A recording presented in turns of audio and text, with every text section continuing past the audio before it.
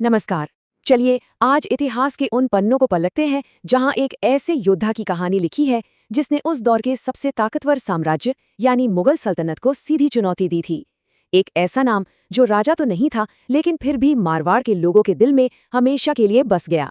जी हाँ, हम बात कर रहे हैं वीर दुर्गादास राठौर की, जिन्हें मारवाड़ का अड़बिंदिया मोती भी कहा जाता है।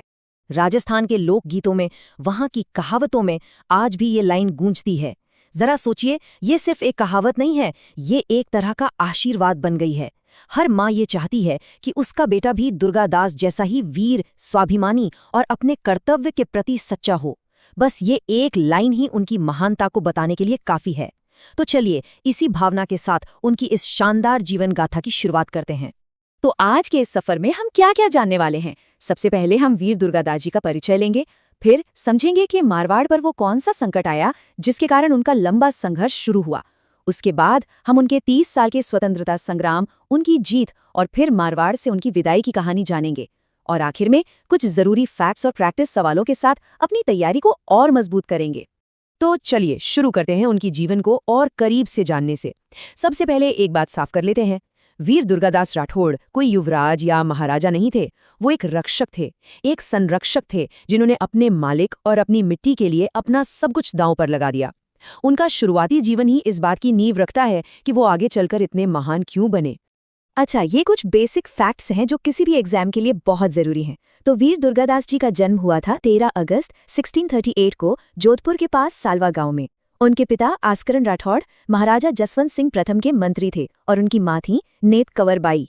एक खास बात यह है कि उनका बचपन अपने पिता के साथ नहीं बल्कि अपनी माँ के साथ लुडवा गांव में बीता और उन्हीं से उन्हें स्वाभिमान और देश प्रेम के संस्कार मिले। और उनकी मृत्यु हुई 22 नवंबर 1718 को उज्जैन में। ये घटना दिखाती है कि बहादुरी तो उनके खून में ही थी। हुआ यूं कि एक बार कुछ शाही ऊंट उनके खेत में घुस गए और फसल खराब करने लगे। जब नौजवान दुर्गादास ने चरवाहे को रोकने की कोशिश की तो उसने घमंड में आकर दुर्गादास का अपमान कर दिया। बस अपने स्वाभिमान पर यह हमला दुर्गादास बर्दाश्त नहीं कर पाए और उन्होंने वहीं उस चरवाहे का सिर धड़ से अलग कर दिया। अब जब ये बात महाराजा जसवंत सिंह तक पहुंची तो वो दुर्गादास को सजा देने के बजाय उनके इस साहस और न्याय से इतने खुश हुए कि उन्हें अपनी सेना में एक खास पद दे दिया और यहीं से उनके एक महान योद्धा बनने का सफर शुरू हुआ। और बस यहीं से कहानी में एक बहुत बड़ा और गंभीर मोड़ आता है। मारवाड़ पर मुश्किलों के बादल तब घिरने लगे जब महाराजा जसवंत सिंह की मृत्यु हो गई। उस समय दिल्ली की गद्दी पर था औरंगजेब, जो अपनी चालाकी और कट्टर नीतियों के लिए जाना जाता था। उसने सोचा कि यही सही मौका है मारवाड़ को हमेशा के लिए मुगल सल्तनत का हिस्सा बनाने का। जरा इस टाइमलाइन को ध्यान से देखिए, इससे संकट की पूरी तस्वीर एकदम साफ हो जाएगी। 1678 में अफगानिस्तान के जमरूद में महाराजा जसवंत सिंह की मृत्यु हो जाती है और उस वक्त उनका कोई वारिस नहीं था।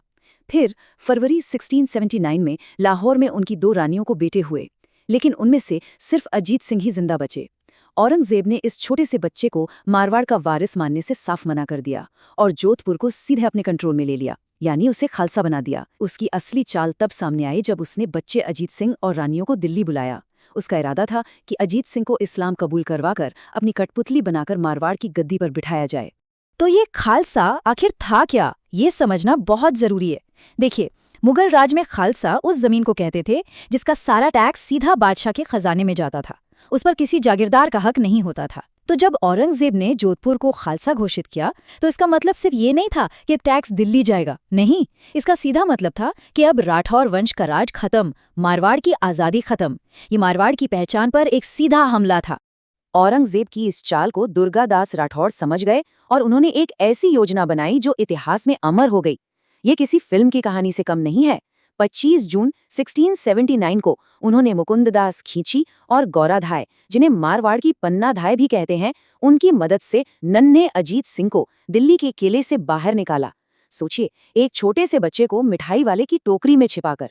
और इस दौरान न जाने कितने राठौड़ वीरों ने मुगल सेना को रोकने के लिए अपनी जान दे दी ताकि उनके भविष्य का महाराजा बच सके। आखिर में अजीत सिंह को सिरोही के कालिंद्री गांव में एक ब्राह्मण के घर सुरक्षित पहुंचाया गया। दिल्ली से अजीत सिंह को बचा लाना ये अंत नहीं था, बल्कि ये तो एक बहुत लंबी और भयानक लड़ाई की शुरुआत थी। ये लड़ाई कोई 1-2 साल नहीं चली, बल्कि पूरे 30 सालों तक चली। सोचिए, एक अकेले इंसान का एक बहुत बड़े साम्राज्य के खिलाफ अपनी मिट्टी की आज़ादी के लिए लड़ना। और इस महासंग्राम के नायक थे वीर दुर्गादास राठौड़। दुर्गादास की लड़ने की तरकीब बहुत ही जबरदस्त थी। वो जानते थे कि मुगलों की लाखों की सेना से आमने सामने की लड़ाई नहीं जीती जा सकती, तो उन्होंने वो तरीका अपनाया जो पहाड़ों और रेगिस्तान में सबसे कामयाब होता है, छापामार युद्ध यानी गुरिल्ला वॉरफेयर। जहां एक तरफ मुगल सेना अपनी भारी तोपों और बड़ी बड़ी टुकड़ियों के साथ लड़ती थी, वहीं दुर्गादास की छोटी छोटी टुकड़ियां बिजली की तरह अचानक हमला करती, मुगलों का रसद यानी खाने पीने का सामान लूट लेती और फिर से पहाड़ों में गायब हो जाती। उन्होंने दुश्मन को थका थका कर मारा। दुर्गादास सिर्फ एक बहादुर योद्धा ही नहीं थे, बल्कि एक बहुत ही चतुर रणनीतिकार और डिप्लोमैट भी थे। उन्होंने मेवाड़ के महाराणा राज सिंह से हाथ मिलाया और एक मजबूत राठौड़ सिसोदिया गठबंधन बनाया। और इससे भी बड़ी बात, उन्होंने औरंगजेब के अपने ही बागी बेटे शहजादा अकबर को अपनी तरफ कर लिया और उसे बादशाह बनाने का लालच दिया। हालांकि अकबर का ये विद्रोह नाकाम रहा, पर इसने कुछ वक्त के लिए मुगल सल्तनत की चूल्हे हिला दी थीं। और इन सब के बीच उनका सबसे जरूरी काम था राजकुमार अजीत सिंह को महफूज रखना, जिसके लिए वो लगातार उनकी जगह बदलते रहे। ये मशहूर दोहा दुर्गादास जी के उन 30 सालों की जिंदगी को बस 2 लाइनों में बता देता है। इसका मतलब है, दिन के 8 पहर 2400 घंटे जिसका घर घोड़े की पीठ पर ही था और जिसने अपनी रोटी भी तलवार की नोक पर सेकी, वो थे दुर्गादास। इससे पता चलता है कि उन्होंने अपनी जिंदगी का एक एक पल सिर्फ एक ही मकसद के लिए जिया, मारवाड़ की आजादी। न कभी आराम किया, न कभी चैन से सोए। और ये एक ऐसी घटना है जो दुर्गादास जी के ऊंचे चरित्र को दिखाती है। जब शहजादा अकबर विद्रोह में हारकर ईरान भाग गया, तो वो अपने छोटे बेटे और बेटी को दुर्गादास के भरोसे छोड़ गया। अब दुर्गादास ने दुश्मन के बच्चों से दुश्मनी नहीं निभाई।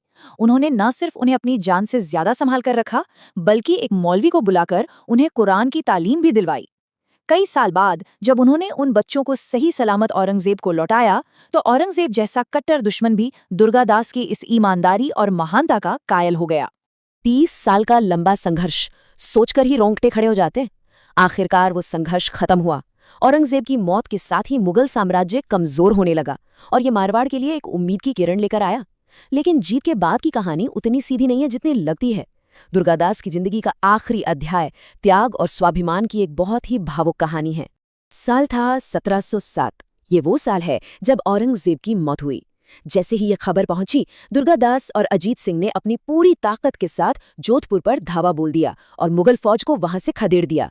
जिस बच्चे को 30 साल पहले अपनी जान पर खेलकर दिल्ली से निकाला था, आज उसी को मारवाड़ के सिंहासन पर बिठाकर दुर्गादास ने अपना वचन पूरा किया।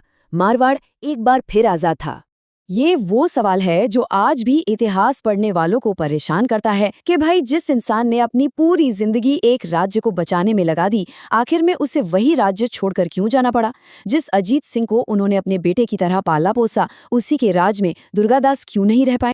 देखिए, इसके पीछे कोई एक वजह नहीं है। इतिहासकार कई वजहें बताते हैं। कुछ कहते हैं कि अजीत सिंह और दुर्गादास दोनों ही बहुत स्वाभिमानी और तेज स्वभाव के थे, तो शायद एक साथ काम करना मुश्किल हो गया था। कुछ दरबारी भी दुर्गादास की शोहरत से जलते थे और उन्होंने महाराजा के कान भरने शुरू कर दिए थे। एक और बड़ी वजह शहजादी सफियतुन्निसा को माना जाता है। कहते हैं अजीत सिंह उससे शादी करना चाहते थे, लेकिन दुर्गादास ने इसका कड़ा विरोध किया।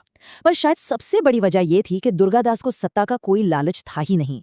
उनका मिशन पूरा हो चुका था, इसलिए उन्होंने खुद ही मारवाड़ छोड़ दिया ताकि अजीत सिंह आजादी से अपना राज चला सके।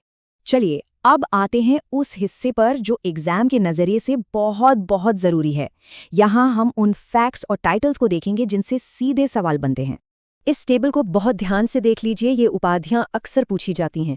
मशहूर इतिहासकार कर्नल जेम्स टॉड ने दुर्गादास की सूझबूझ और हिम्मत को देखकर उन्हें राठौड़ों का यूलिसीज कहा। यूलिसीज ग्रीस का एक महान योद्धा था जो अपनी बुद्धि के लिए जाना जाता था। इसके अलावा उन्हें मारवाड़ का अड़भिंधिया मोती, यानी वो मोती जिसे कोई भेद ना सका हो, राजपुताने का गैरीबाल्डी और मारवाड़ का उद्धारक जैसे नामों से भी जाना जाता है। ये देखिए, ये सवाल सीधा रीड 2021 के पेपर में आया था। इससे आप इस टॉपिक की अहमियत समझ सकते हैं। सवाल है, दुर्गादास राठौड़ की छतरी किस राज्य में स्थित है? क्या होगा इसका सही जवाब? सोचिए जरा। सही जवाब है सी, मध्य प्रदेश। मारवाड़ छोड़ने के बाद दुर्गादास ने अपनी जिंदगी के आखिरी साल उज्जैन में भगवान महाकाल की भक्ति में बिताए और वहीं शिप्रा नदी के किनारे चक्रतीर्थ नाम की जगह पर उनका निधन हुआ और वहीं उनकी छतरी यानी उनका स्मारक बना हुआ है। ये फैक्ट बहुत इंपॉर्टेंट है, इसे जरूर याद रखिएगा। तो हमने इस पूरे टॉपिक को बहुत अच्छे से समझ लिया है। अब वक्त है ये देखने का कि हमें कितना याद रहा। चलिए कुछ प्रैक्टिस क्वेश्चन करते हैं। सवाल है, दुर्गादास राठौड़ ने मारवाड़ के किस शासक को मुगलों के चंगुल से बचाया और गद्दी पर बैठाया? ऑप्शंस हैं जसवंत सिंह, अजीत सिंह, अभय सिंह और मान सिंह। तो जैसा कि हमने पूरी कहानी में बार बार जिक्र किया, उन्होंने महाराजा जसवंत सिंह के बेटे अजीत सिंह के लिए ही ये सारा संघर्ष किया था। तो इसका सही जवाब है बी, अजीत सिंह। चलिए जाते जाते इन 5 सबसे जरूरी बातों को एक बार फटाफट से दोहरा लेते हैं। पहला, उनका 30 साल का संघर्ष औरंगजेब के खिलाफ था। दूसरा, उनकी खास युद्ध नीति थी गुरिल्ला वॉरफेयर। तीसरा, वो अजीत सिंह के संरक्षक थे। चौथा, कर्नल टॉड ने उन्हें राठौड़ों का यूलिसीज कहा। और पांचवा, उनकी छतरी उज्जैन मध्य प्रदेश में है। ये 5 पॉइंट्स तो बिल्कुल नहीं भूलने हैं। और अंत में एक सवाल जो हम सबको सोचना चाहिए। वीर दुर्गादास राठौड़ ने त्याग, बलिदान और वफादारी की जो मिसाल कायम की, वो शायद ही कहीं और देखने को मिले। उन्होंने कभी अपने लिए कुछ नहीं मांगा, बस अपना फर्ज निभाया। तो क्या हम आज इतिहास के इस महानायक को वो सम्मान और वो जगह दे पाए हैं जिसके वो असली हकदार हैं? आज की इस चर्चा में शामिल होने के लिए बहुत बहुत धन्यवाद। उम्मीद है आपको ये जानकारी अच्छी लगी होगी। अगर आप ऐसे ही इतिहास के और भी ज़रूरी विषयों को आसान भाषा में समझना चाहते हैं तो इस चैनल को सब्सक्राइब ज़रूर करें और सभी नोट्स और अपडेट्स के लिए हमारे टेलीग्राम चैनल से भी जुड़ें। मिलते हैं अगली बार एक नए और दिलचस्प